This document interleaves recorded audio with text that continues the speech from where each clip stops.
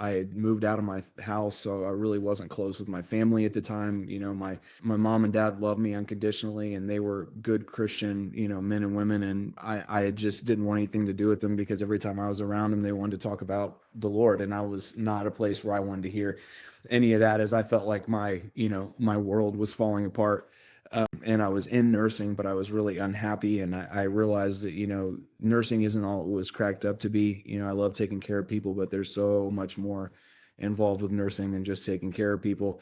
And so I came to this point where I can remember I was sitting on my desk in my room, and I had a gun in my hand, and I just was done. And I just was done with it all. And I just wanted to be done. And I didn't really feel like I had anything else to live for. And I put the gun down for whatever reason. And I went into the bathroom, and I looked at myself in the mirror, and I said, I just don't even know who you are anymore. I don't know who I am anymore. And I kind of broke down, and I called my dad, and I was like, man, I'm in a bad way.